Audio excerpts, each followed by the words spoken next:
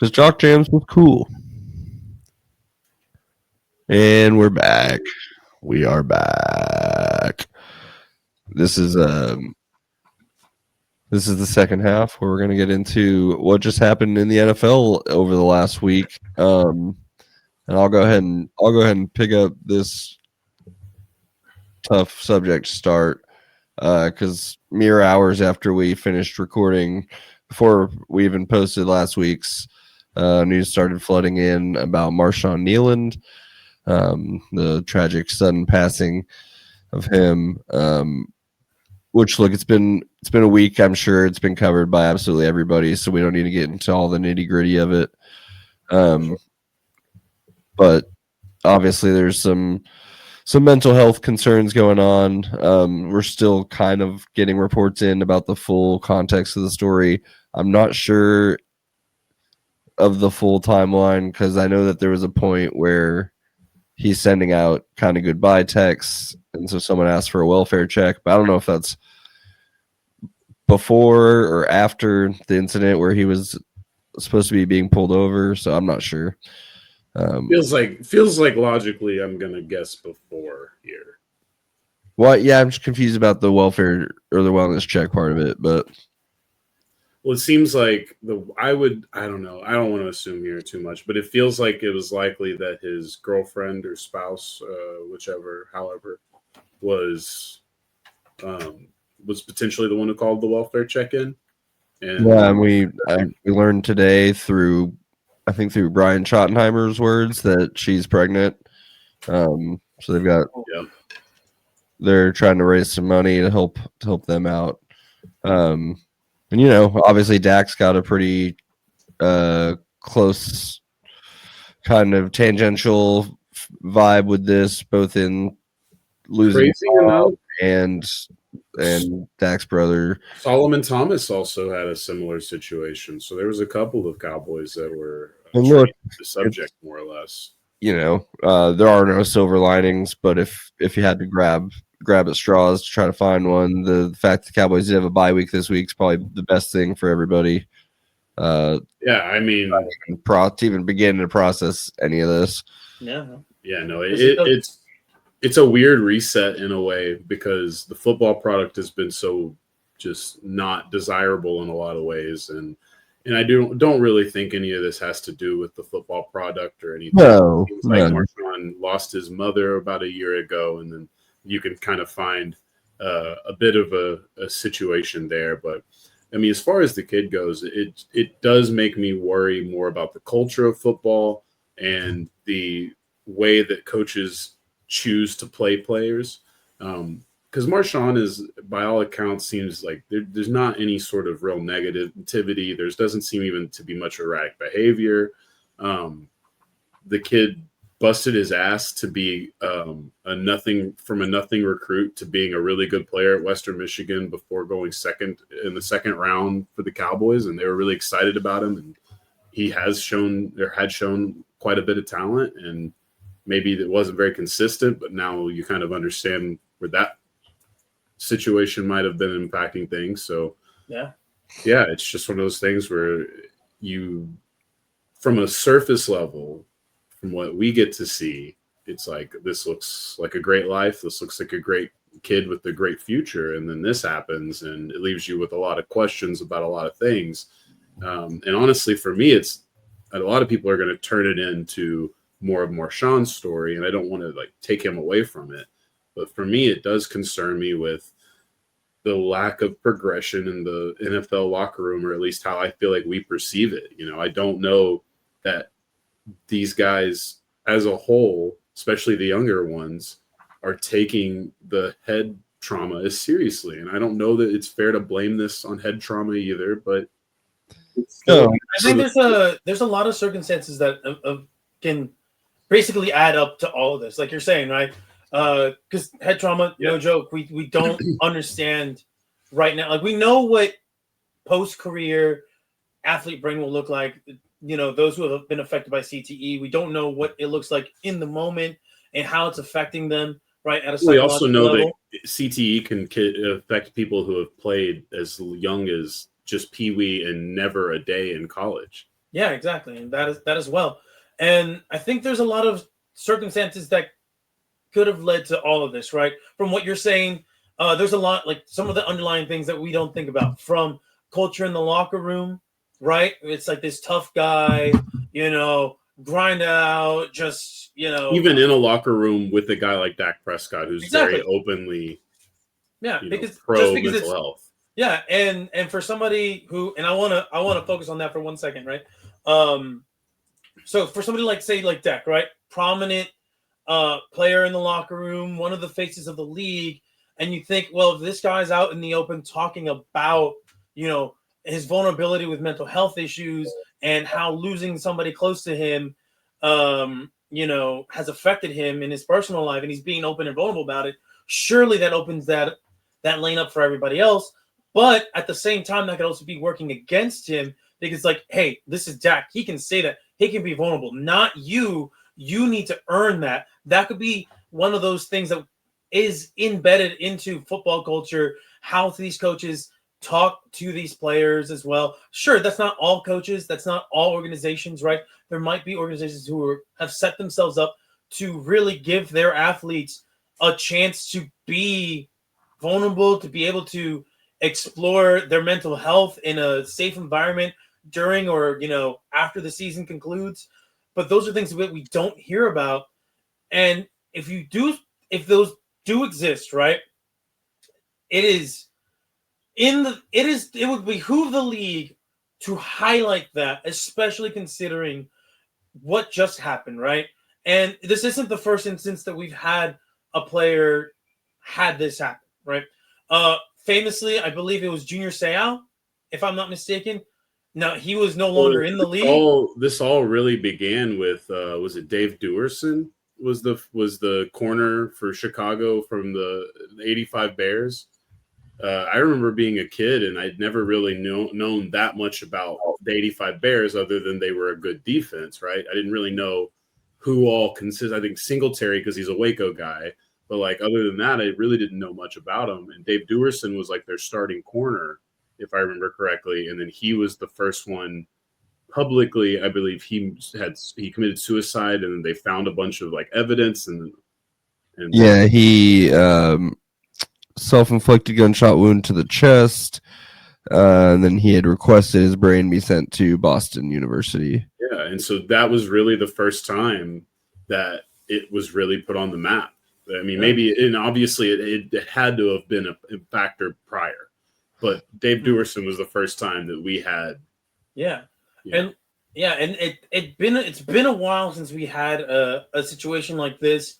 And I think maybe the NFL has been kind of hoping that this hasn't something that fans would think about, players would think about, but now things like this happen with Marshawn Kneeland.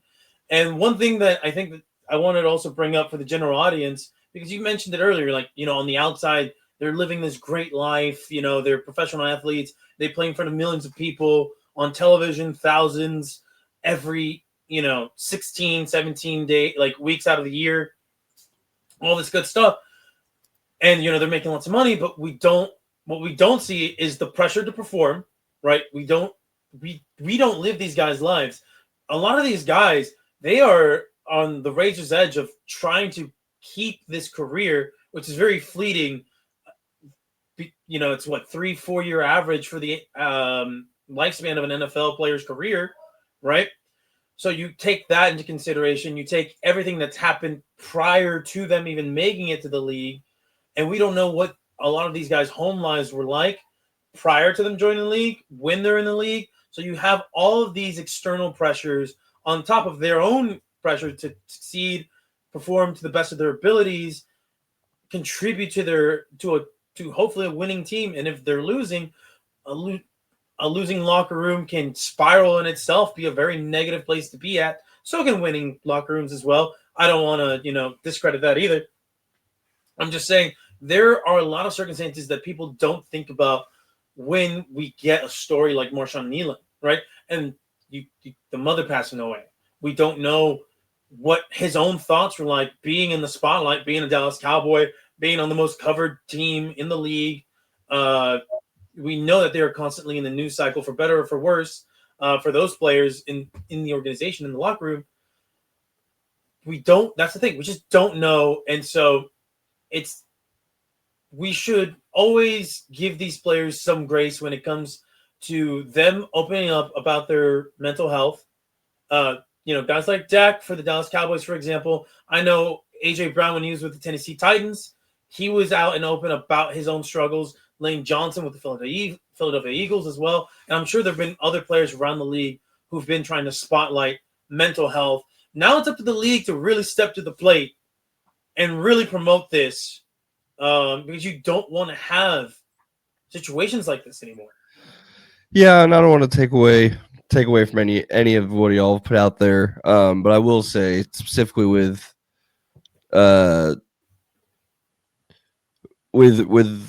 someone who actually is experiencing some kind of daily mental health struggle. First, you can offer all the branches you want. You can hold your hand out as much as you want. Some people just aren't going to take it because that's what the crippling anxiety and fear and depression do for them. So even without the factors of the pressures of the game, sometimes people are just depressed. I remember being 18 or 19 and trying to talk about it with one of my friends, and he asked, "What are you depressed about?" I'm like, that's not like, but if you've never experienced anything like that, if you don't know anything like that, that's a valid question that the only answer I have is nothing. And that's what I was going to say is like, I think the answer is all of the things you guys have said, but really the most important one is, especially for these NFL locker rooms, but it can apply to anything, is not pretending to be the expert yourself. Yes, opening the communication is great, but actually just simply encouraging the help with experts is the best path forward, right? Yeah, and I think ultimately the thing is the NFL locker room is competitive. Life is competitive. People have a lot of things going on in their life. It really is a service that is needed by professionals in this world. So that's just the understanding I think people have to get to. Yeah. And if they get to that, I think it leaves the world open to better situations where maybe this can be prevented. And of course, maybe it just can't. And then, there's also the factor of maybe, the CTE, just like certain drugs can do, are going to exacerbate a problem, not necessarily create it, but exacerbate it. And to kind of follow up on what you were talking about a little bit ago, Patrick, when it comes to depression, because I myself have struggled with it myself. Sometimes and I've known many people who, deal with their own forms of anxiety, depression, everything along, the mental health spectrum. Sometimes it can just be as simple as a chemical imbalance that you are born with and you have to live with, right? And then, of course, life happens and that can exacerbate that right there, and it can spiral, right? And so I just want to put that out there for people who may not be familiar with, all of the causes of depression and just any kind of mental health disorder out there. Sometimes it can be as simple as, a chemical imbalance that you're born with, or it can stem from traumatic brain injuries. It can stem from traumatic moments in somebody's life. There's a myriad of causes to this, and I just want people to be aware of it. And, that way, if you're aware, you can become a little bit more educated about what people are going through, and, you can offer support to others who may not be able to support themselves. Or at least just like maybe sort of kind of empathize and grasp on your own, Yeah, that is. Yeah, I don't need people reaching out to me as much as I just want you to like get it and not. Yeah. Then we don't have to deal with it. I think it's funny too, because I come from a long history of suck it up hillbilly culture, right? And I think the funniest part is that often what I understand about mental health help is that you do end up finding that exact mental space, but through a much more logical place where your brain can actually follow it, where it's not just saying a phrase or just, ignoring something. You literally just kind of move on from it, therefore sort of do the thing you were always thinking you were doing. So that's the other funny part is there's a bit of an irony to the suck it up story version of it, But it is a lineage a lot of us come from, and football's entrenched in it heavy. So it's why I think it was important here. I'll go ahead and let us wrap that up so we can get to some actual football and some fun. There's one still not fun story, but we got it while we're still in this space. Just okay. Yeah. No, this one's not as this one happens. Different vibe. This is a different vibe. This one's more just natural part of life. Paul Tagliabue, former NFL commissioner from, I believe it was 1989 to 2006, passed away. I believe it was 2 days ago. When the story broke. Tagliabue. So, for a lot of us, he was the commissioner of us, being fans of the game in our childhoods. Just to kind of highlight some of the things that he did. If I'm being honest, I always will remember him for being the Brett Favre guy.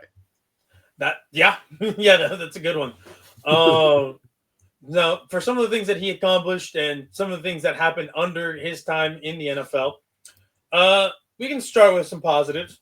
So he oversaw a myriad of new stadiums being built throughout the league, negotiated some of the more lucrative television contracts that really set the bar for what television contracts are today, right? He also was a very important figure in instituting the Rooney Rule. Now, whether you think the Rooney Rule is a net positive, a net neutral, that's up to you. But that is something that he did have a hand in, right? Nice. That's a good one. Yeah, and then of course he did oversee a couple of things that not so positive, right? Ooh, can I throw in one more good one before you get to the not so positives? Yeah. What was it? 1993. They were supposed to have the Super Bowl in Arizona, but Arizona passed some law saying they're not going to honor Martin Luther King Jr. Day, so he moved the Super Bowl to Pasadena that year instead. That's very good. Okay. That is a very good one. All right, now they got the Super Bowl 3 years later. Don't know if they changed the law. That is not denoted here. they probably maybe. They probably saw how much Pasadena made, and they're like, okay, now just. I don't know. Did Carolina ever figure out their bathroom thing, or is the NBA still not playing there? What are we doing? No, I think all of that actually did work, I believe. But some of that was also just like we're seeing now, like misguided political optics by people thinking they're in charge forever. Sorry. You're good. So some of the more negative things about his tenure as commissioner. The first one, he lost 2 teams in Los Angeles, right? With the Rams and the Raiders. And then he was, presiding over the NFL when the Cleveland Browns, the original Cleveland Browns, lost their team to the city of Baltimore. And then they got back in an expansion, but really that the city has never really recovered from that in terms of seeing what they got now versus what that really is like a dumb dumb clone. Like it's just not smart enough, but it's like it looks like it. It looks like like think about those Brown fans. They look at the Baltimore Ravens success and they're like, that should be our team. That should be our team. But it's not. And then another thing that is a negative mark in Tagliabue's tenure as commissioner.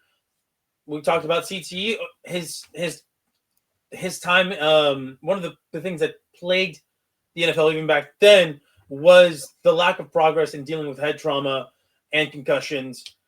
And I believe there's an interview in 2017. Tagliabue made some remarks. Right, he apologized for something that he said years and years ago, where he said he didn't have the proper data at the time.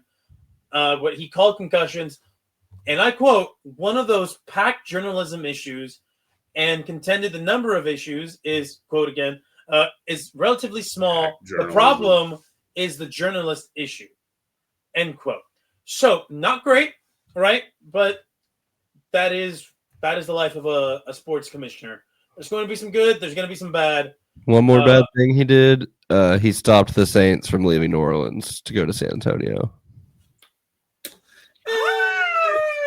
I think the Saints need to stay in New Orleans. That's basically all they got, you know? Yeah, and Like they're gonna lose the Pelicans. Dude, if I was a kid and they moved a team to San Antonio, I would have been all over that.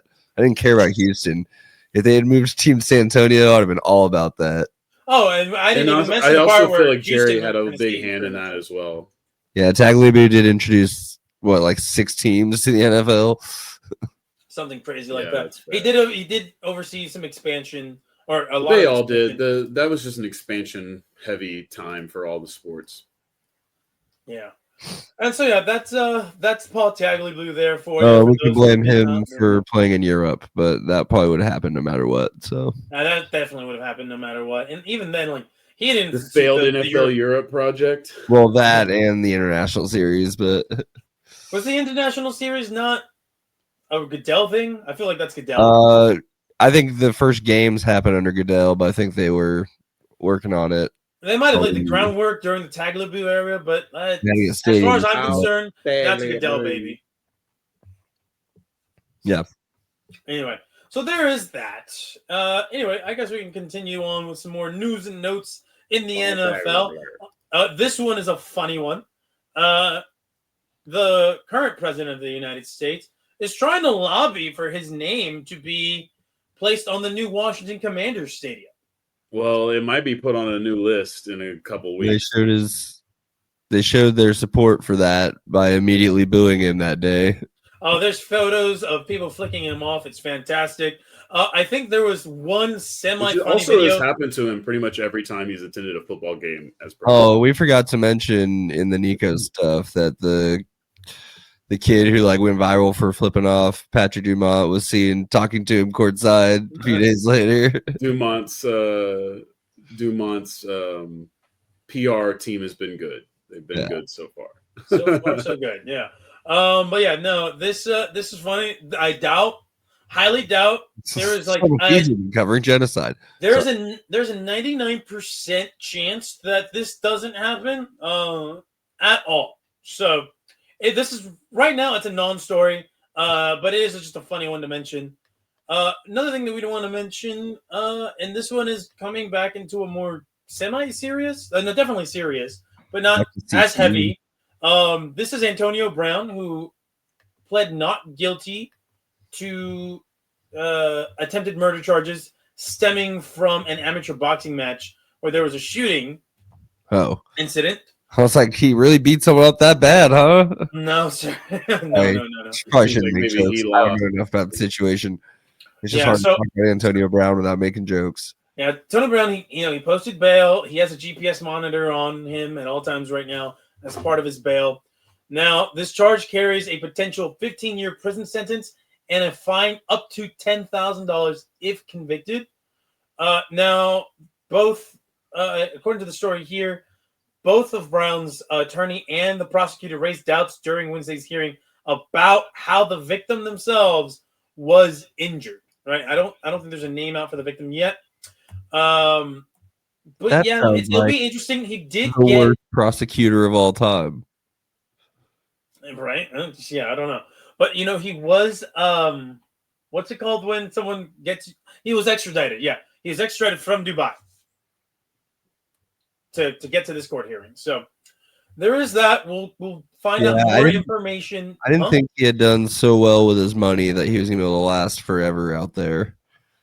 Yeah, I don't think so either. But either way, Brown, we'll see what happens to him and what the ruling is and how the court case proceeds. Does this mean I won't be? No, I don't want to say it. Okay. Do you know the hashtag that he gives for white dudes when they excel? Yes. When they do what? When they do well. What does he say? It's you get a hashtag. Cracker of the week. Cracker of the week. Oh, do you use Cracker? Yes. Okay. Yeah. Okay, that's fine. What do you think? And then he has another. No, I don't do the other one either. I thought he was using soft day. I thought he was going soft day on me. He might. Yeah, I don't know. But he also finishes off those same tweets about those athletes with hashtag CTSPN. Mm-hmm. So, he ain't wrong. Nope, not at all.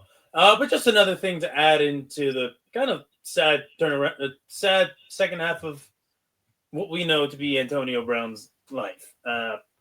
Post Vontaze Perfect. I was gonna say there's an MCU split timeline where Perfect misses him and or Perfect just not in the league. He wins an MVP. Steelers win. Yeah, Steelers win 4 rings and Oh, I mean it's crazy, dude. Because I don't think I've ever seen a non-running back or quarterback deserve MVP more than he did one season, and it's gone so far away from that. Yeah, it is a sad turn of events for his career, but alas, that is the NFL at the moment, or that is his life at the moment. Now, let's move on to some more news. So, Jair Alexander, who just got traded from the Baltimore Ravens to the Philadelphia Eagles, has decided to step away from the game of football to, in his own words, to work on himself both physically and mentally. The Eagles today, as of today of this recording, have placed him on the injured reserve / retired list. Now, he has not officially retired. He hasn't turned in his retirement papers to the league. So we'll see what happens, right? What did y'all give up on that one? That's just was it already conditional late? It wasn't conditional, but it was like I think it was like a 6th or 7th round pick. So it's 2026, and then you got no. Yeah. We did a pick swap with them, I think. You guys gave up a 7th pick as well. I'm just trying to figure out, so if he doesn't play, Baltimore then has to, does Philly even care? Oh, you guys, okay. You guys give up a 6th and then get a 7 a year later. So at this point, it's just a pick swap. Do you think the Eagles just take the L? Yeah. I think they do. Yeah, there's really not much that they can do. They took a flyer because they have a need. And yeah, I mean, I get it. I also feel like when you're in this business, you'd probably be a little bit more bitchy about that kind of stuff, Yeah, and I mean, listen, if there's one team that can afford to take an L. I don't think we're allowed to question it too much about it. Yeah, I mean, it's from an Eagles fan's perspective, you're a little like, oh man, I kind of wanted to see what he would look like in the uniform and how he would play. But now you get to keep him in the back pocket, though, right? And if he doesn't officially retire, then every week you can just be like in uniform. What about Jair Alexander? What about Jair? Now you can just do that all season. Pretend like he's some boogeyman that's coming. Time the Eagles suck. Oh God, please! I don't need one of those. Listen. So he's 28 years old. Multiple, I believe he's had multiple leg injuries. Yeah, you're 3 years removed from him being a big, impactful player on a winning team. Yeah. And him stepping away, good, dude. He was really fucking good. He was great, man. He lived up to his first round selection. I think he was the 18th overall pick in either 2018 or 2019. But listen, the Eagles will be okay. I mean, he was going to be a flyer anyway. He was just going to be a flyer. Do you have anything left? They probably saw in his few practices with the team that he was probably done. They probably talked with him about, hey, are you sure you want to keep doing this? And if there wasn't a team that did that, maybe somebody in this camp was like, are you sure you really want to keep trying at this? You're just not the same. And he probably knows he's not the same. And hey, I don't fault the guy for walking away from the game. Walk away. You've made your money. Hopefully you've managed your money well. And as we've seen, there is plenty of room for, former players in the content space one way or another. So, shout out to Jair Alexander. He's going to go down as one of the Eagles of all time. Like a used car dealership or something. Now, another person. Let's talk about some more people who are out. Go cash in on the city of Green Bay. Maybe. Aaron Rodgers' house is probably still for sale. Yeah, dude, you can buy a car wash there.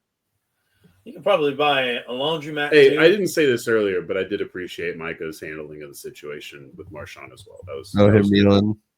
It was just it was good that Micah was also a little extra with his part of it too, and his comments and all that good stuff. Oh yeah, I missed all that. I just saw the picture of him kneeling on the sideline. That's he talks a lot too, and it was all very positive stuff. He had sounded like he had actually probably gotten back into contact with guys he may not have contacted since the trade and stuff. So that would make sense. Yeah. All right. We'll continue on with our news and notes. Travis Hunter is out for the year with an LCL injury.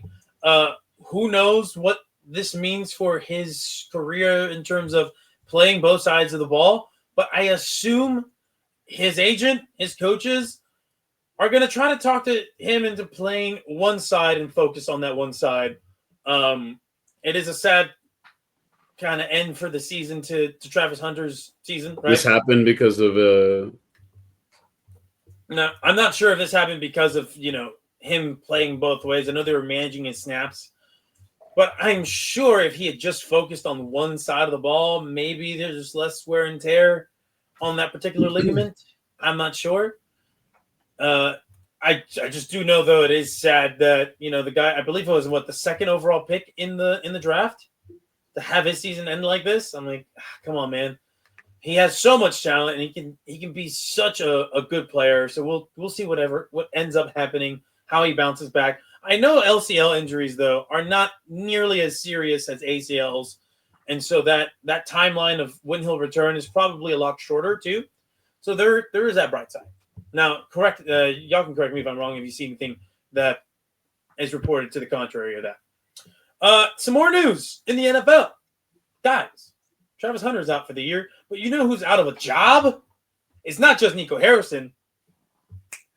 It's the fat man himself, Brian Daboll. Brian Daboll, you're no longer going to be in the head coach fight club, buddy. Let me just tell you that. All right, you rolled your way out of that one. Yeah, let's talk some Daboll, shall we? You shouldn't feel bad for the guy. Okay, he started off his coaching career on fire, right? 9-7, made the playoffs. I believe he earned Coach of the Year that year.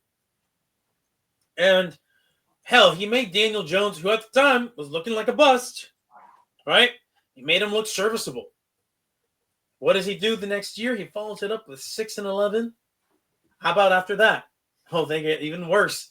3-14, and now they are 2-8 at the time of his firing. He finishes his career with the Giants as a head coach with a 20-40-1 record.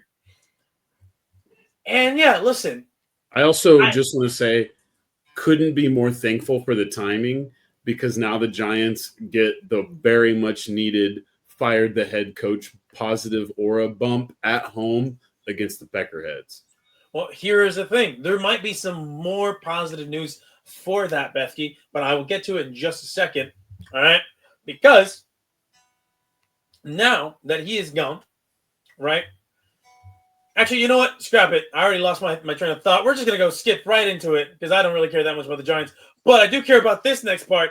Jameis Winston is now the starting quarterback in New York, potentially, if Jackson Dart is not cleared to play. So you have the post-coach fire bump, and now you get the wonderful just personality that is Jameis Winston coming in and trying to eat a W for the New York Giants against the Green Bay Packers. Now I just remembered what I was going to say. I will say this. For all of his coaching faults as a head coach, right, for Brian Daboll, it did look like he was able to identify Jackson Dart as a viable NFL starter. Joe Schoen who is the current Giants GM, did not want him. Daboll did fight for that guy, and it looked like he hit on that. But now he won't even get a chance to see how that plays out. He thought he could. It's Mike McCarthy's music. Oh yeah, it's Mike McCarthy. My God. Yeah, you switch out to I McCarthy. feel like that's a lot of people thought he would go to the Bears, and it's kind of a similar spot in New York. I think it's a more bleak situation in New York than different quarterbacks. Well, yeah, I mean, I don't know. You're getting Scatterbo back. You got Abdul Carter. There's a lot of pieces there. On the defensive side of the ball. Yes. Is there any chance that Green Bay is dumb enough to fire LaFleur? I think there's talks about them potentially splitting, although that would be really dumb. He would have to lose the locker room so bad. They're not going to do that. They're not going to fire him. There is a chance that he himself might want to step away from the Packers, but I haven't heard anything concrete. It's just something that I've heard on a few podcasts here and there, just speculating, but there's nothing, like I said, that's been concrete. What if he takes the Rams job if McVay finally retires? All right, now I'm just Mike McDaniel's job. I mean, Mike McDaniel's might actually work in New York, but I don't know. And how cheap are the Maras? That's another question that needs to be asked here. They don't really have money, I don't think, right? Well, you have two families. You have the Maras and then you have the Tishes. And I know that they were not fond of recycling through coaches so much. That's why they were kind of probably holding on to Dabble longer than they probably should have. But I don't think he had that much time left on his deal anyway. So, hey, okay, just get rid of him now. Unless they gave him an extension, which I don't think they did.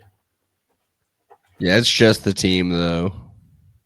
Yeah, so we'll see. If anything, that team needs to go ahead and get rid of both the head coach and the GM. But because I want them to stay in mediocrity, keep the GM. Just keep him. You keep doing what you're doing, buddy. You're doing a great job leading a terrible franchise. I love to see it. Keep it up. No notes. And yeah, that's all that I got for the news and notes. Unless you guys had something that you heard in the NFL news cycle that you wanted to bring up. No, I mean, everyone needs to know one thing and one thing only is we're making fun of Pat McAfee, and it's funny. And just keep that energy. And keep being mean to Pat McAfee, please. Have you had Trump on? No, way before it. But I'm happy that this is now a meme because of, God, he's getting bullied. You bullied me. Before he really hit, just when you talk to the president, you don't like the troops. You don't like the troops, is what it is. Oh, here we go. Rob Gronkowski signing a one-day contract to retire a Patriot. Robert Kraft offers to make it a 2-day contract for the game against the Jets tomorrow. That's a good bit right there. Yeah. Anyway, gentlemen, I just want to say one last thing on the Pat McAfee. Stop giving these idiots with a mic a huge platform. Unless it's us. We could be those idiots. McAfee is ESPN now. He gets to decide everything. Except, well, no, not unless Stephen A. Smith has anything to say about it, which... Yeah, I just want Pat McAfee to know, I never watched, will not watch, and I'm going to continue to keep the same energy for you, brothers. So there you go. I never switched up. So there you go. There's the other side of this. So when I saw it on TV, when I was at Cane Rosso on Halloween, and he's wearing that like scary Jerry Jones costume. What is going on here? I will say the only time I've ever enjoyed, I guess you can say enjoy, any of his content is when it was wrestling related and it had nothing to do with like professional sports. And even now, but now that's lost its value too. So TikTok, someone get the little rabbit. I don't know if you guys are familiar with the rabbit that's pointing at a clock, right? Oh yeah. If you're familiar with that meme, but I think that meme now needs to apply to Pat McAfee and his time in ESPN. And that's just because I just think he sucks. Last thing before we move on, John Gruden actually said something we all might agree with, which is that we need to get rid of Thursday Night Football. Not going to happen, but it's the right call. Dude, the NFL's going to respond to that by creating Tuesday Night Football. Yeah. I'm here to say I've been 100% in agreement. Thursday Night Football has always been a bad idea.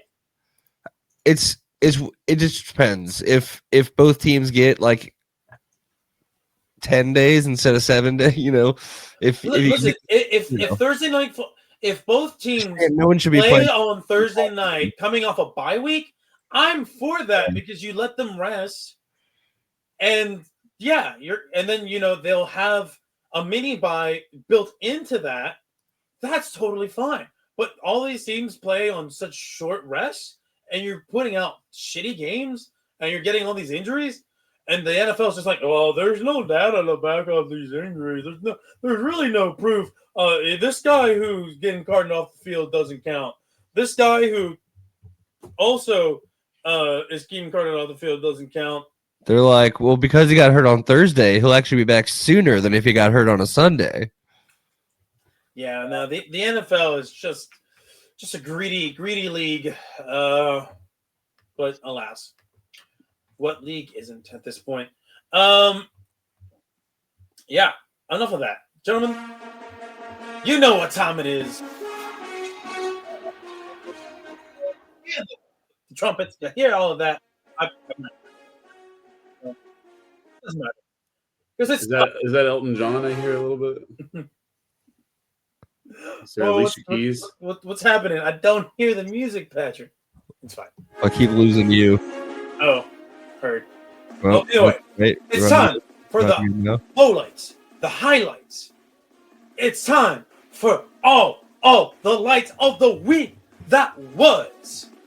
Gentlemen, there is plenty to love, plenty to laugh at this week, and so I'm gonna bring it to you. Okay, first and foremost, this made me really laugh. Some referees, I feel like they missed their calling in life. This one is one of them, because look at the way this guy dodges a haymaker on Monday Night Football. Boom!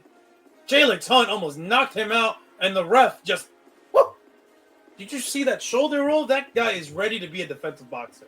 I'm just saying that ref could have had his head taken off, but he didn't, because he just too quick with it.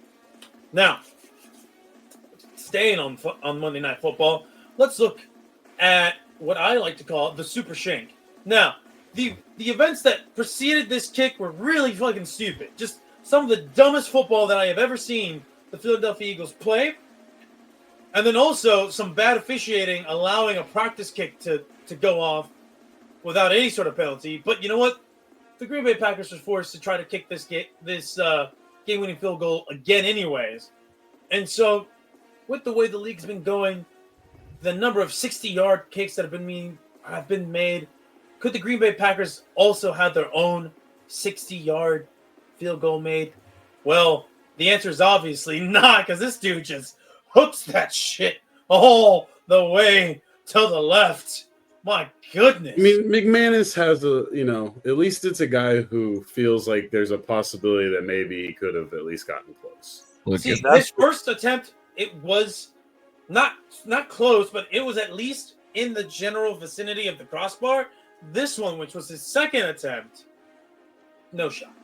If that's what they're going to give us for the second half, they might as well just let it say tied 0-0 just for the fun.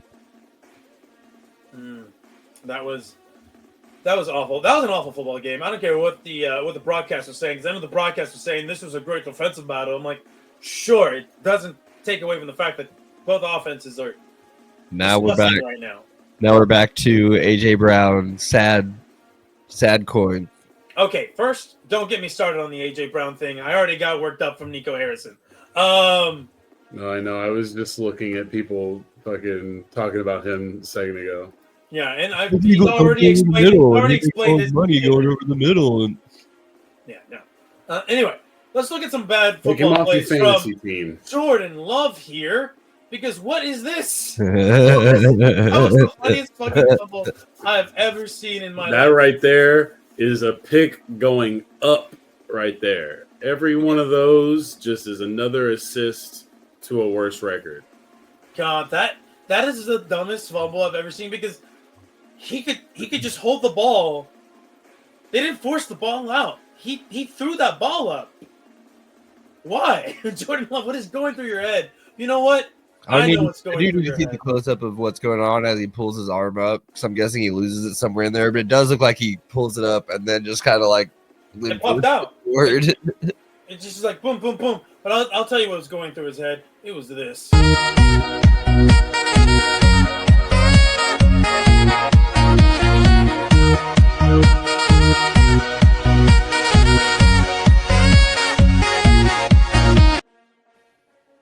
And And now it's time for the next Monday Night Highlight, the only good offensive play of the day.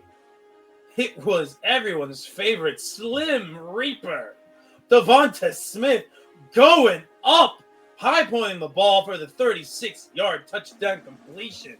Ah, what a beauty. This guy is having, I don't want to call it a breakout year, but because of the bad offense, the fact that the coaches can't get A.J. Brown involved, Devonta Smith has been feasting on these jump balls and these deep touchdowns, and we're seeing that he should be in the conversation for one of the best receivers in the league if he isn't already.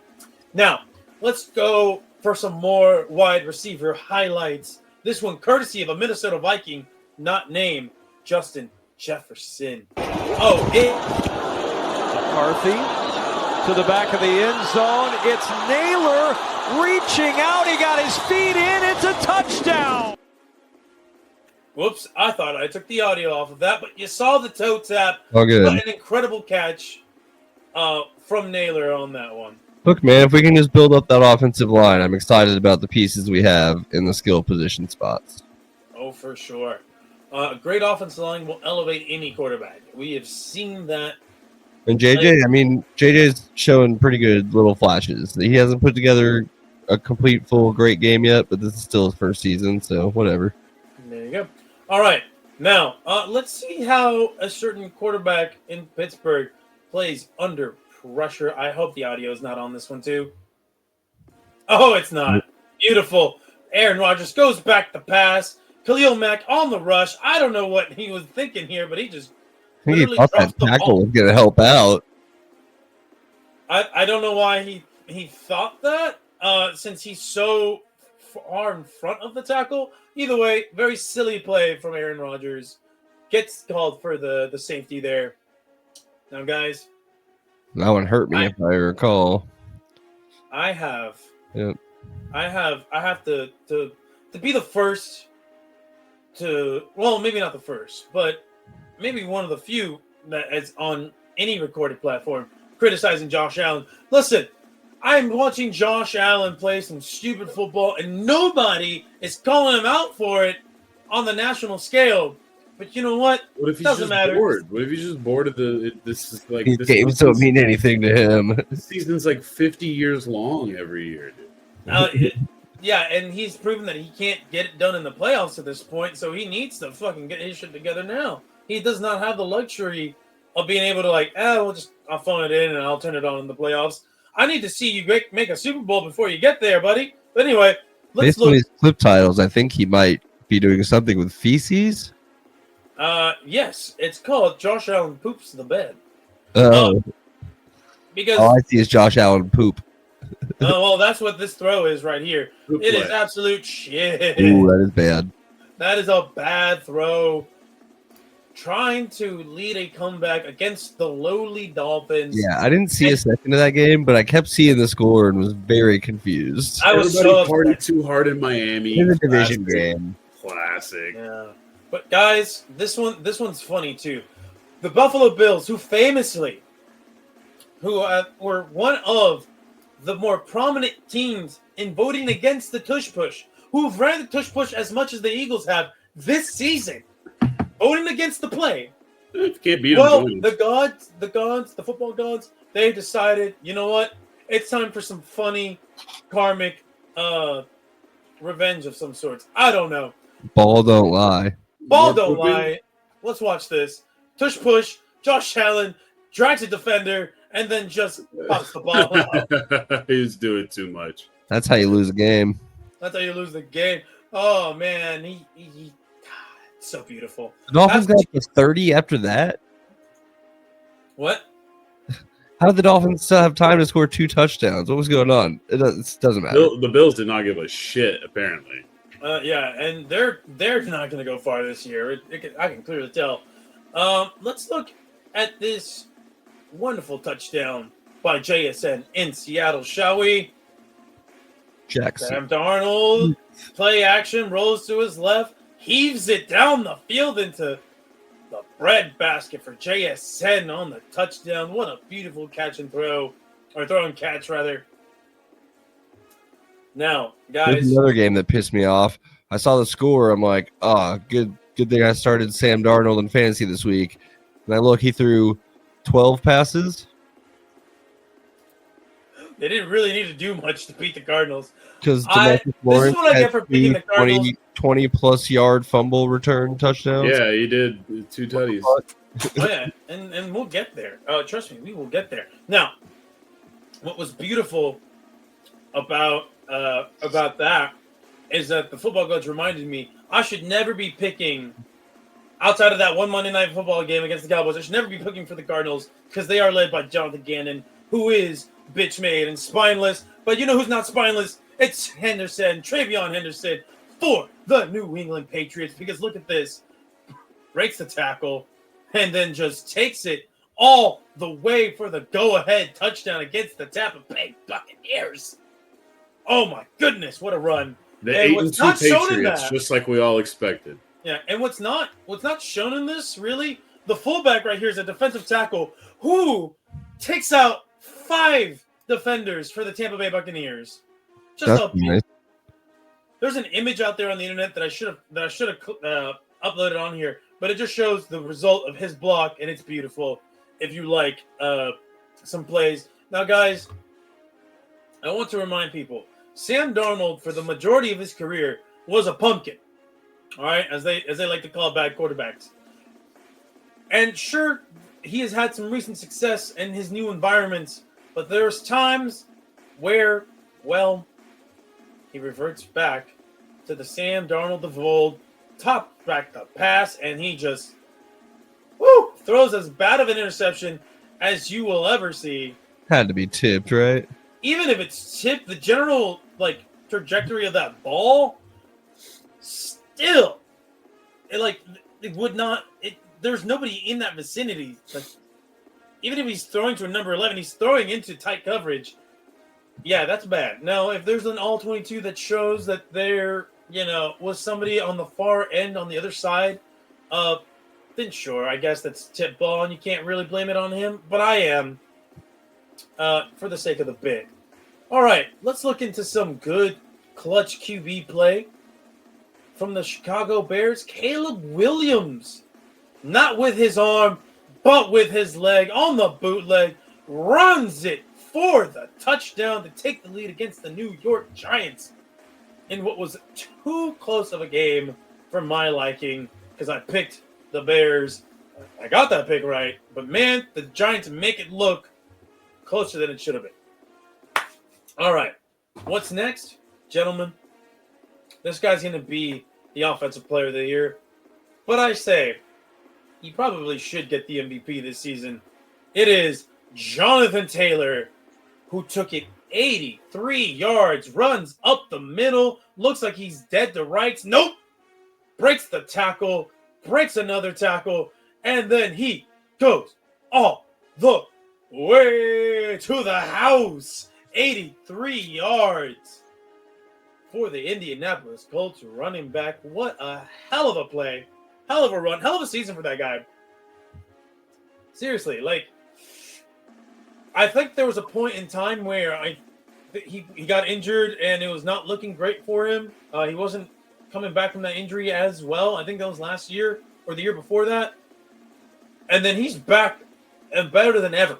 There was a lot of people that wanted the Cowboys to go after him, and then obviously the reality of that is what it is with the Joneses. But even just if there was a perfect world, there were still a lot of people that were arguing against it like he was some sort of nothing. I'm like, I don't know. That seems like it'd be a pretty fucking useful player. Indianapolis ends up holding with him and paying the price or paying the dividends. Yep, and I accidentally pressed on this one. Anyway, this one, big man touchdown. Trevor Lawrence. Who is that? Is that a Minahu? Who is that? I'm not sure. Houston always has some ex-Texas guys. You know what that got us, right? Scoregami. Oh, did it? What's the scoregami? 36-29. Oh, all right.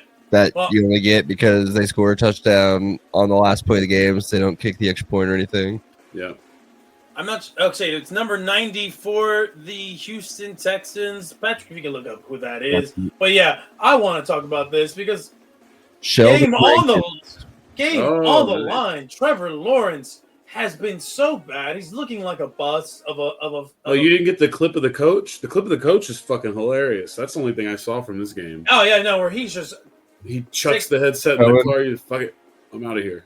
Listen, guys, do not be surprised. This is me theorizing, speculating, but I think the Jacksonville Jaguars will move on from Trevor Lawrence in the offseason. He's just not been that guy.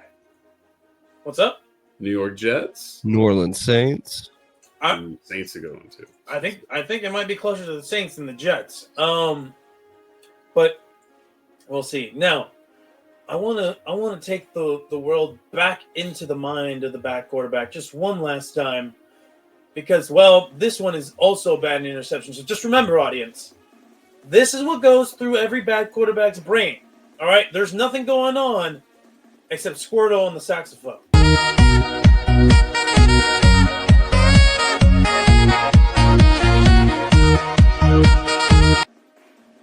And here we go. It's bad Mac Jones. Oh man, I'm back.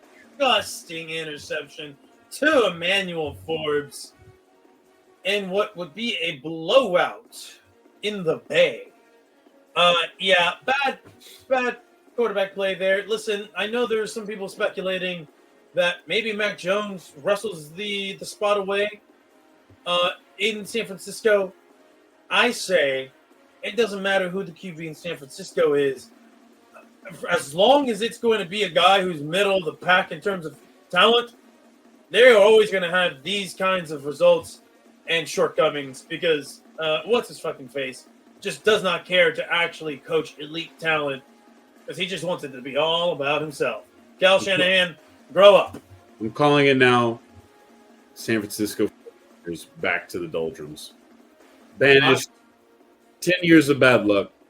I can't wait. That's what they deserve. Them in that fan base. Oh shit. Now, next up, we got to show some love for a guy that Bethke, I think he was near and dear to your heart when he was a Dallas Cowboy. Correct me if I'm wrong on that. But Tank Lawrence had himself a hell of a day for the Seattle Seahawks. This is the Hot Boys, bro. The Marvin Overshawn's still doing the Hot Boys thing, by the way. There you go. And look at this. The man's making some Hot Boy plays because there is a fumble and there's a scoop and there is a score. The zero fucking kills me, bro. Fucking kills me. My goodness, Tank Lawrence. He went from the most defensive lineman number ever to fucking zero. Yeah. Hey man, people want to wear zero. I get it. Egregious I get it. It's that new. A lineman wears zero. That's foul. It's not as fun. I mean, for Overshawn, it's fun because he's a linebacker that's going to run around a lot. If it's a running back or a receiver, I think it's fun. Quarterback, kind of interesting. I don't know. I think quarterback it might become a thing eventually. I think if a quarterback wears it, he has to be good. Yeah, you do have to be good though. You do really have to be good if you're going to wear zero as a quarterback. Yeah, actually, you have to be good at any position if you wear zero because just the jokes right themselves. I think you're right. Quarterback in particular, if you're putting zero on, you better be nails. Yeah, you got to be him, as they say. Now, Tank Lawrence did not stop here because Tank Lawrence got himself a second touchdown, and this one, he not only causes the strip sack, he recovers it and takes it to the house. He is only the second player in NFL history, a defensive player in NFL history, to recover 2 fumbles for touchdowns in the same game. I think that is some of the most Jerry Jones karmic shit in the world, though, for real. Is letting one of your best guys go, even though it's D-Law and it's still having that effect. That shit is too funny. Sorry, I am trying to move some of these videos around. All right. Now, guys, we're not going to end things here. We have 3 more videos to go. And you know what? We're going to show some love to the special teams units because this one, I've never seen a field goal unit get set and ready faster than the Cleveland Browns. So, Dylan Gabriel goes back to pass, gets sacked. The New York Jets start to celebrate on defense, thinking they've ended the half. The New York Jets, who have a timeout, by the way, could use the timeout. Instead, hurry up to the line and get the kickoff with 1 second left on the clock and drill it to send it into the half, tied 17-17. Oh, win for the procedure folks. Oh, yes. The procedure folks, you get your own highlight today. Now, this one should be a highlight for Devon Achane. And it is because you know what? This guy just takes to the house, makes a man miss in the hole, makes another man miss, and then no one on Buffalo's defense is fast enough to get to him for the 58-yard touchdown score. So, Patrick, you were wondering how they put up 2 touchdowns? Big plays, baby, big plays. I like how at the end he was being begged by that man to give the ball, and he didn't really want to, and then he just kind of reluctantly does. Such is the life of an NFL player, I think. They're just always like, once they get into the end, they're like, "Hey, man, give me the ball, give me the ball." I'm like, if I was the player, I'm like, no. I would just have a room in my house, in my mansion, just full of footballs I've collected. Yeah, like if anything, I'll give you my game towel. Yeah, how about that? How about here's my jock? Yeah, how about my mouthpiece? Something that I can easily get a replacement for from the trainers. All right. And then this is the last highlight of the day, and I think it's fitting. It didn't lead for a score, but god damn, it's so exciting. All I could say is, it's a hurdle. That man just cleared him. Oh, goodness gracious. I would hate to be a defender. The tearaway jersey at the end is nice. Yeah, just to be hurdled like that. Let's look at it again. Clears a defender. Clean, yeah. Just completely clean. Warren, I forget his first name, from the Pittsburgh Steelers. Woo! What a play. Warren Buffett. Beatty. Yes, Warren Beatty. Buffett. The third. And look at that. Speaking of a number 0, there's a number 0 right there. Just not making the tackle when he should have. Either way, guys, that's been the highlights, the lowlights, all of the lights of the week that was. Now, gentlemen, we move on to the picks category. Patrick, tell us, how do we do this week? Well, we actually do gain a game on Jesus this week. We took 2. He took 1. We're now 7 games behind him. With 6 weeks left to go? With 6 weeks left to go. No, there's more than that, right? Because isn't there 18 weeks? There's 18 weeks, yes. No, there's 20 weeks now. Not yet. We're getting there. But as far as our individual picks, here's a little peeky for you.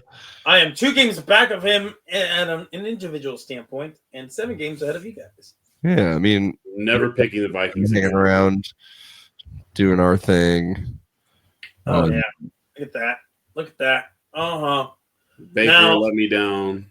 The Cardinals, I regret that. It was a rough week for all of us. Caesar won the week at 8-6, and then Dude, you showed it at one point. I was like 2-7, and I was like, I'm not looking at this again. Yeah, I ended up pulling 500. Bethke started off 2-0, lost 7 straight, then won 5. Ours aren't too dissimilar. They're just not perfectly stacked like that. And the way I do it with the colors, it looks really funny just to see so many red in a row. Yeah, when the afternoon games were starting, I was like, Bethke might have the worst week any of us ever have. And then I just fucking nail off 5 in a row. Yeah, that's about it. That makes sense. That was when I was looking at that and keeping track, I was like, wow, this is a rough day for Bethke. And then especially because like I really was in my gut wanting to pick the Saints, and I just didn't. So that's unfortunate. I'm trying to see what was the game that stood me out from the rest of the pack, because I picked the Panthers. Oh, I see. Yeah. But I knew in my gut that I should have picked the Saints for some stupid reason. But I did continue my perfect season for picking Tampa Bay Bucks games. So that's my last bastion of something good to come out of this. Take a look at our division. Bad C's looks like he's pretty good on that. Our actual awards picks not looking too hot, except for maybe the Myles Garrett and Abdul Carter ones. So wait, let's see. I still have hope of nailing 2 of the 4, or I guess 3 of the 4. 3 of the 4 NFC conferences. Houston's done, Baltimore's done, but I still got Buffalo and KC maybe. Although I don't think KC wins the division. I don't think KC makes the playoffs. That's a hot take right there. Kansas City. They put themselves in a bad spot, but I think they're good enough to get back in there a little But bit. the NFL just added the play-in. Don't they have? Isn't there? No, they don't have a play-in. Isn't there No, they added more team in the playoff now? No, they gave one team a bye in the playoffs, so the 1 seed. They removed And then they that removed way bye they and can I am being a hater. I just feel like the NFL doesn't have as much chaos to be giving us this much product. You know, college football is a chaotic product. Therefore, if you so choose, it can be rewarding to watch as much. Pro football, bro, like we know, like goddamn, bro, we know what like some of these teams are so fucking boring and so bad too. I will say though, this year feels like it has a little bit more parity. I'm not just basing that off the fact that we are. No, I know, which is why, but we already know for the most part. Like I only need about 5 more weeks to really tell which teams I need in the playoffs by now. You know? Yeah, fair enough. All right. Now, with all of that being covered, let's talk about the picks that we're making this week.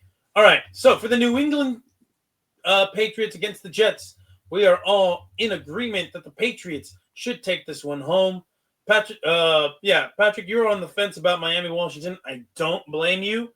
These are not good teams playing against each other. There's no good choice. There really isn't. No, there's not at all. Although, I guess at this point, it's like, who do you trust more? Tua or Marcus Mariota?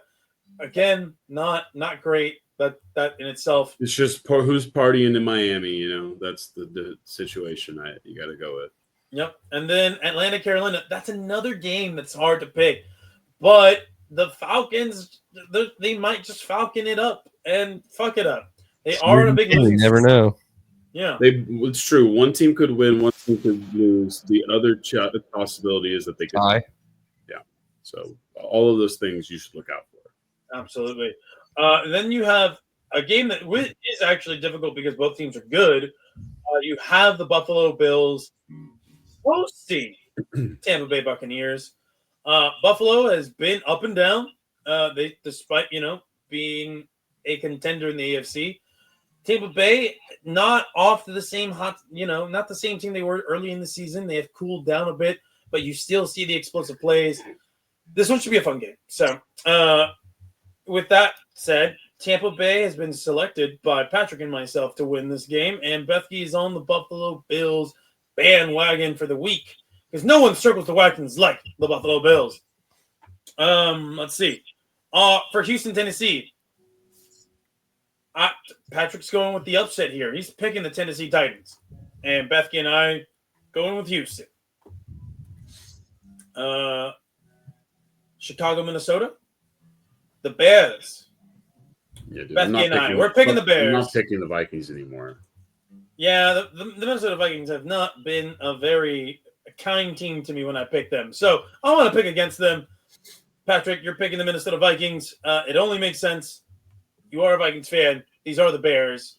They have not historically been proven. No, both these teams are too inconsistent for me to really trust either of them. Exactly. All right. Now we have Green Bay against the New York Giants. Bethke, you are on the Giants bandwagon this week. It makes sense, right? It's fuck Green Bay. And so, therefore, you will go with the Giants as the lesser of the two evils. And also the funnier team just to look at. Is Mike going to get suspended for tripping Saquon Barkley? No, he's not going to. Nothing's going to happen. It should have been a penalty. Wasn't called. Doesn't matter. No. I want Micah to play all these games to make it better when the pick gets. You know what I mean? I want Jordan Love to do everything in his power to be the one who makes this team bad. Or the offense. I don't care who's to blame. I just hope the Packers are a top defense that manages to lose like 10 games because of offensive incompetency. It could always happen. We've seen late season collapses before. Next game up on the docket, we have the Pittsburgh Steelers against the Cincinnati Bengals. We are in unanimous agreement that Pittsburgh should win this game. If I'm not mistaken, didn't they lose the first matchup, right? Against the Bengals? I think they did bungle it up to not Joe Burrow. Joe Flacco. Flacco. All right. Well, now this one's going to be a home game for the Pittsburgh Steelers. So maybe they trade a bounce back. Steelers are a funny team, dude. Man, they're a funny one. They're funny, but so are the Bengals. They're just hilarious. We're all in agreement that the Los Angeles Chargers should beat up on the Jacksonville Jaguars, and rightfully so. This Jacksonville team has just not been very good. They had that big win against Kansas City, and then they've just not looked good since then. Duval. They're not good, but I don't think the Chargers are very good either. I just think they're on paper a better team, but I don't know if they're actually that much better. I think they're just going to be a better coach team, and that might ultimately be the difference maker. They're the team that's going to make the least amount of mistakes between the two, or at least on paper they should. We got the Rams and the Seahawks. Another good game on the docket. I think the Rams might actually be the best team in the NFC.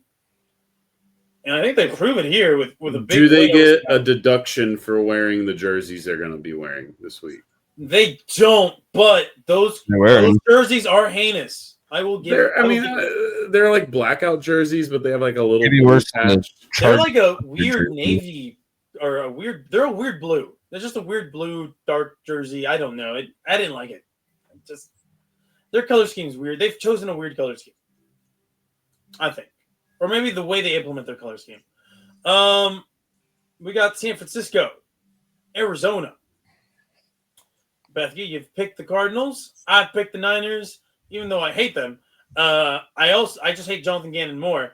And then Patrick, you have picked the San Francisco 49ers as well.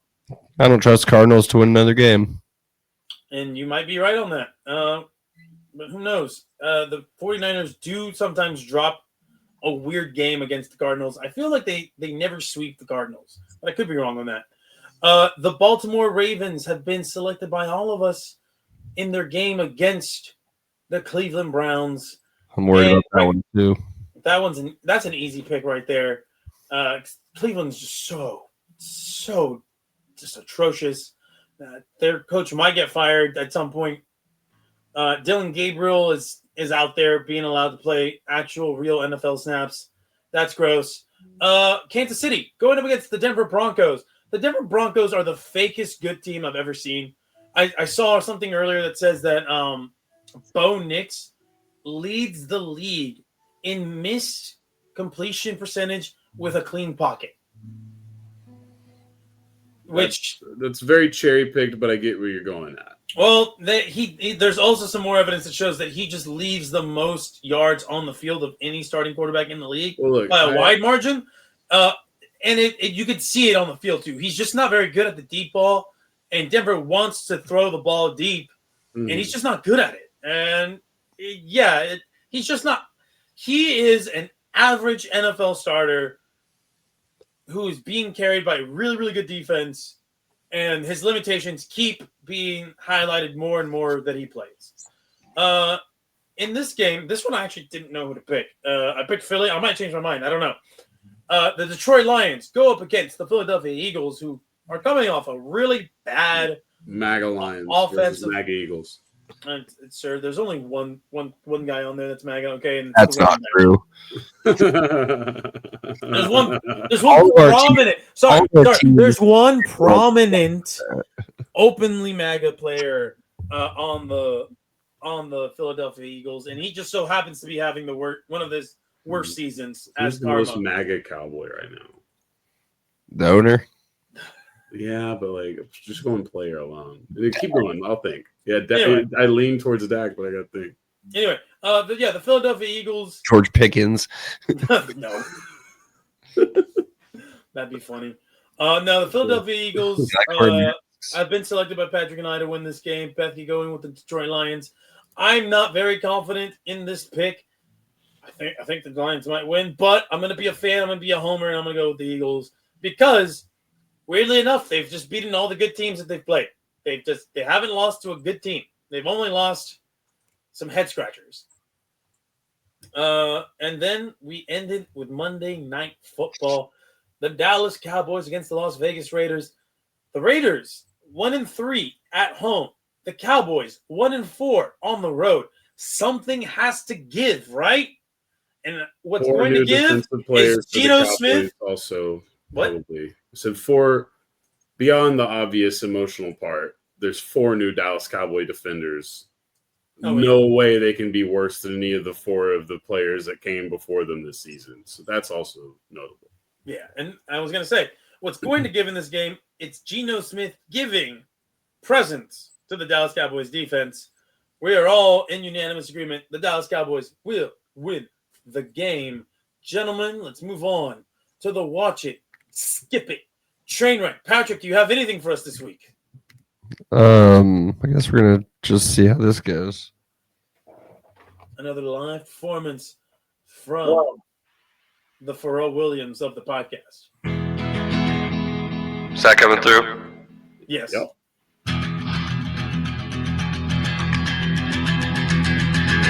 Watch it, skip it, trade wreck. That's all I got. Oh. That's fair. All right. We'll take that. Sometimes I want it to be really just short and sweet. All right. Fair enough. So, on the docket for this weekend set of games, gentlemen, with the watch it, I have 3 games to offer you for your viewing pleasure. Up first, I have the Sunday night football game. NFC seeding implications heavily involved in this one. The Philadelphia Eagles against the Detroit Lions.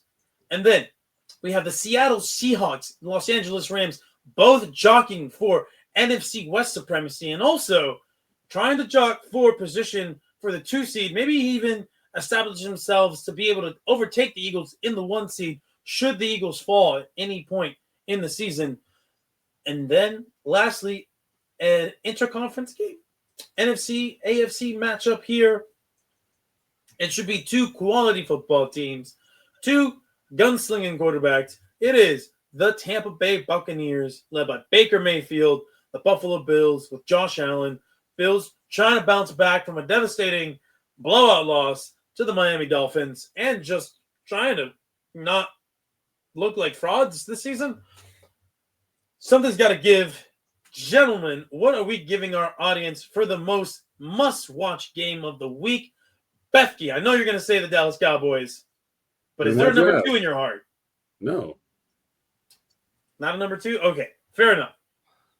Patrick, what's your number 1? Man, I think Rams in Seattle is gonna be a really good one. And Detroit, Philly is also gonna be a really good one. I think those are your 2 best. Tampa Bay, Buffalo is also tough. I don't know. I don't like picking. I'll say Tampa Bay, Buffalo. All right. Well, I'm hoping that's the best one because those are 2 fun teams.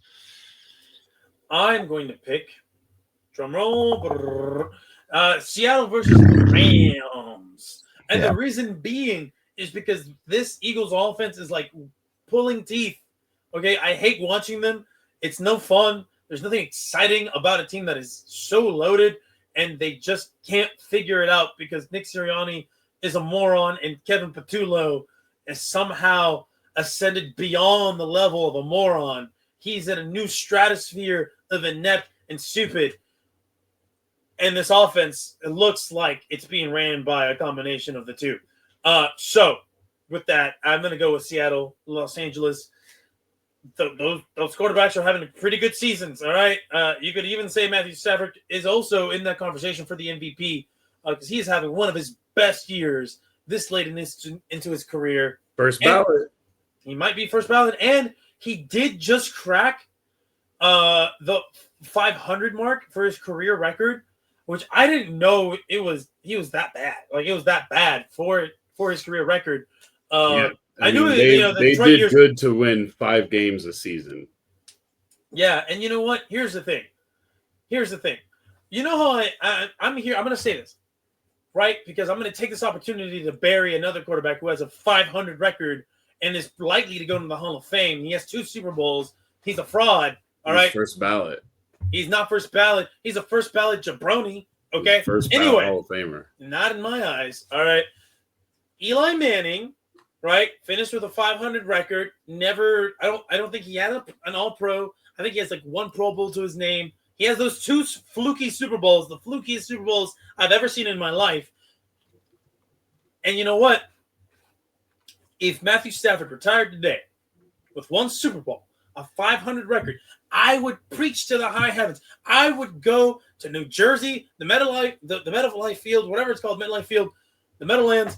I'm going over there with a megaphone, and I'm explaining to them why Matthew Stafford is a no-brainer first ballot Hall of Famer, and why Eli Manning should have to wait a decade to enter the Hall of Fame. But they're going to both be 2-time after this season. Yes, and that's only going to continue to add to my fuel. And they're both going to be 2-0 in Super Bowls. Maybe, yeah. Either way, it doesn't matter. Because Eli Manning sucks. Going to the skipping, okay?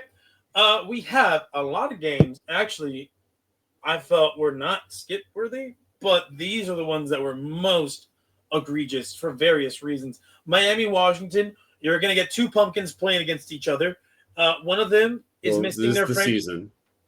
What's up? Tis the season. For sure. And then you have Tua Tagovailoa against Marcus Mariota. Who wants to watch that? Let's be real. Then you have a game that's going to be most assuredly a blowout. Like, I just feel it in my bones. The New England Patriots going up against the New York Jets. I don't know how the Jets win this unless Drake May and whoever Drake May's backup both have to leave the game and they have to go with a third stringer. And even then, can we really be sure that the Jets could win that game? I don't know. And then Houston versus Tennessee. This is not going to be a fun game. It shouldn't be a fun game. Houston is the most disappointing team in the AFC right now. Maybe you could also argue Kansas City, but a lot of people still think Kansas City has a chance to not just make the playoffs, but win their division, so whatever. And then you have the Titans. Terrible team. Awful. They're in a rebuild again. They're just a dysfunctional franchise. There's no redeeming quality to this matchup. So that said, guys, if I had to, if you put a gun to my head and you're like, you have to skip this game, you have to advocate for skipping this game, the most disgusting game on this to me is going to be Houston versus Tennessee. But I don't know what you guys say.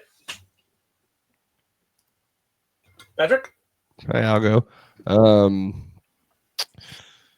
There's a couple of quick ones that you could skip. I think that Houston, Tennessee, I don't even see that as a train wreck. I think that's just pure skip. And I think that might be the most pure skip on there. Although Arizona, San Francisco is right there with it for me, but I'm going to go with Houston, Tennessee. There you go. Bethke, I know all these games are awful. I'm not watching the Hungover Bowl in fucking Miami. There you go. All right, there we go. Now, gentlemen, I have 3 games on our train wrecks of the week. First up, the Atlanta Falcons and the Carolina Panthers. They're like water and oil. They don't mix, right? There's just something about both teams that just feels like when they come to play it against each other, something wacky is going to happen. The Atlanta Falcons are just cursed to have these like football folly moments, and the Carolina Panthers are just a really funny 5-4 team. I feel like the NFC South has more of a tendency to, they don't have anything like what the NFC East did with the non-repeat thing for a while, but there is always a good chance that a shitty NFC South team can beat a great, even really great NFC South team. Like, they love it. They love to just defy the odds in that division more than almost any other, I think. And I would agree with you on that. And that's why I think this is the perfect recipe for a potential train wreck football game. The next one, the Los Angeles Chargers, the Jacksonville Jaguars. There's a reason there's a saying called Chargers are going to Charger. And we know how just hilariously just inept the Jacksonville Jaguars have been as a franchise the last couple of years. And you're watching Trevor Lawrence make some of the dumbest plays you've ever seen him make.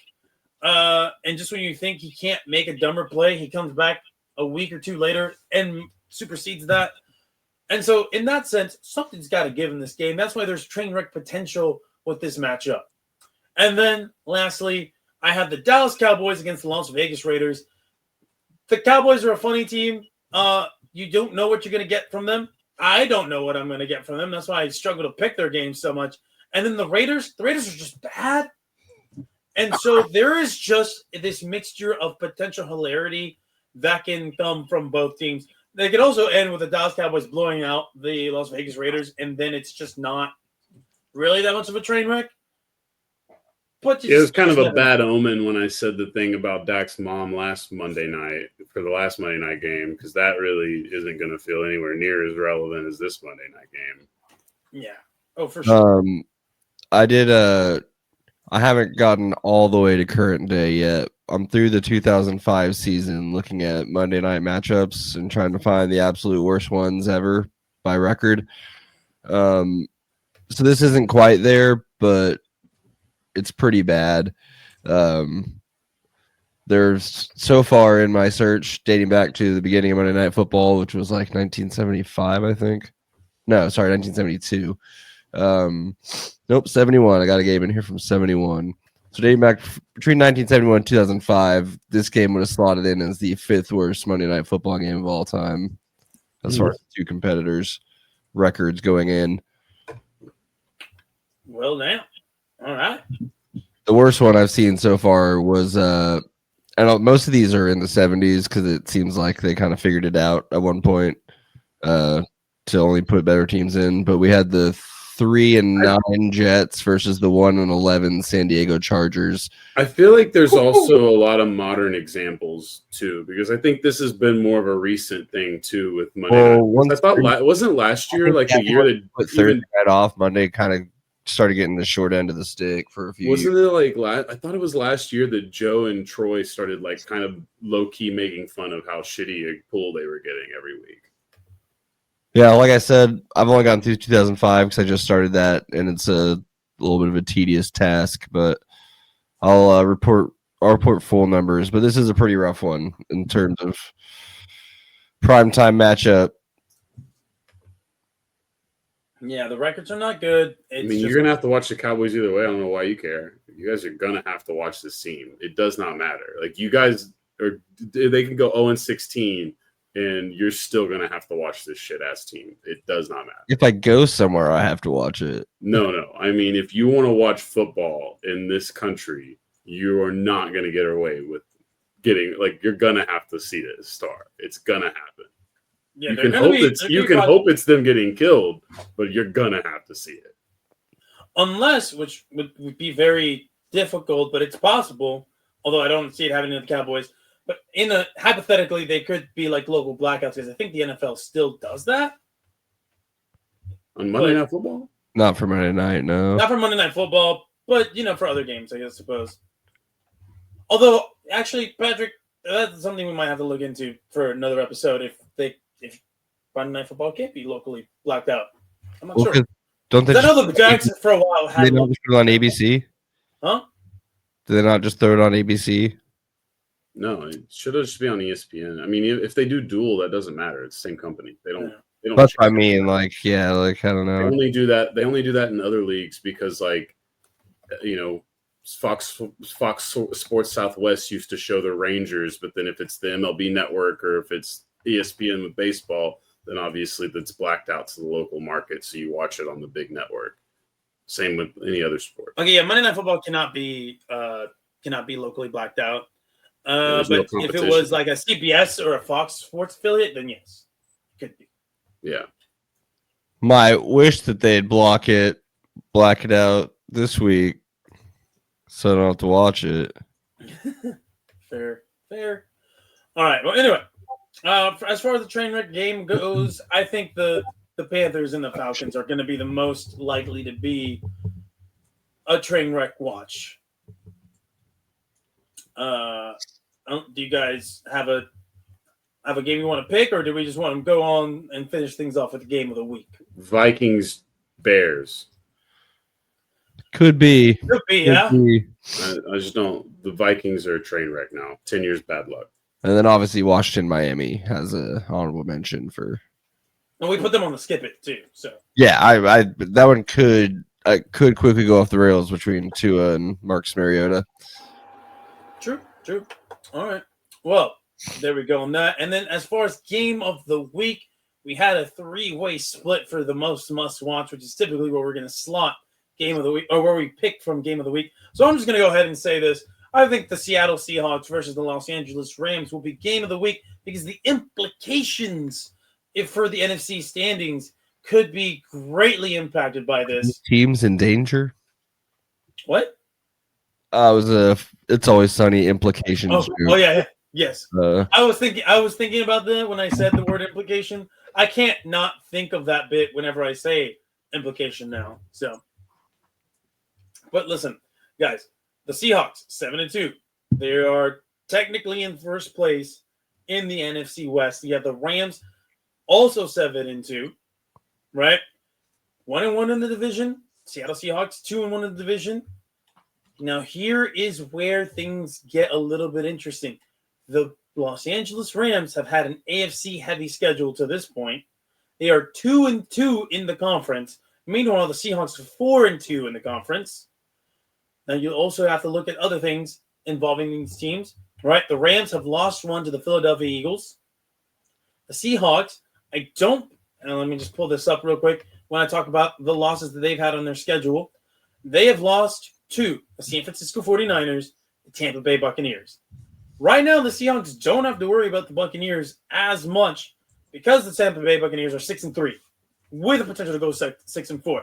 So now you look at who can be ahead of each of these teams going into the NFC. You're looking at the Philadelphia Eagles in the 1 spot. Seattle is in the 2 spot. Los Angeles Rams win this game. They will leapfrog the Seattle Seahawks into the 2 seed, putting Seattle potentially into the 5 seed. And depending on the outcomes of the rest of these games, they could maybe move down a little bit more, potentially into the 6. So and we're learning these two teams will play again in 5 weeks. In 5 weeks, yes. And so this is an important one because you basically want to sweep the other team. It will be difficult to sweep the other team, but that's what you want in the situation. And I believe this is a home game for the Rams. So this is the interesting note here. The Seahawks are undefeated on the road. They are 4-0 away from home. The Los Angeles Rams are 3-1 at home. So, and we all know this, the Los Angeles Rams, and this applies to the Chargers, they don't have a real home field advantage. They don't have like a real strong fan base in Los Angeles. So this home game for the Rams might as well just be a neutral field for the Seattle Seahawks. And if anything is to go by their away record, the Seahawks could definitely make this not just into a game, but into a situation where they solidify themselves into that 2 seed, and they are running towards that finish line. Because looking at the rest of their schedule, I'm going to look at the rest of the schedule here. We have for the Seattle Seahawks. After this, they have the Tennessee Titans, Minnesota Vikings, Atlanta Falcons. They have 3 games they will be favored in. Then they have the Indianapolis Colts. That's an out-of-conference game. It does not matter. And they finish with the Los Angeles Rams at home on a Thursday night game. Anything can happen on a short week. And then they have the Carolina Panthers. They'll be heavily favored in that game. It's an away game. If they keep their away record the way that it is, they're road warriors. You're not worried about that. And then they finish with San Francisco. San Francisco, we still don't know what they are, but they just got blown up by the Rams. And we might just start to see them truly unravel now as they face stiffer competition, the Niners do, within their own conference. Now you look at the Rams, their schedule. Their schedule going forward, you're going to have this tough game, right, on Sunday. Hold on. Oh, it's not loading. Oh, okay. Here we go. I got it for you. Okay. Well, they got Tampa Bay, right? So you have Seattle, Tampa Bay. That's gonna be tough. That's gonna be a tough back-to-back stretch. Then they have the Panthers, Cardinals. It's a little bit of a reprieve for those two teams, and then they kind of have another tough stretch against Detroit, Seattle again, and their schedule lightens a bit with Atlanta and Arizona. So that last matchup, that Seattle Seahawks have the easier road to winning the division, potentially getting the two seed, maybe even having the 1 seed. Because I'm going to bring up Philadelphia's schedule here as we look in to see how they will fare on the road to trying to secure home field advantage in the playoffs. Philadelphia has had a tough schedule up to this point, right? But now the back half of their schedule is looking a lot lighter with games again after Detroit. You have games against Dallas, Chicago. You have an out-of-conference game against the Chargers. Again, these out-of-conference games do not matter in the grand scheme of things. Then you have the Raiders, Washington, Buffalo, Washington. There are some tough matchups in there, but you also have some gimmies or games that can be perceived as gimmies. So this is why this is the game of the week. There's so much on the line in this one game, and that's what makes the NFL so exciting. These limited number of games, the closer you get to the end of the season, the more each one matters more and more. And with that, gentlemen, we are done with the NFL segment. We can call it a night.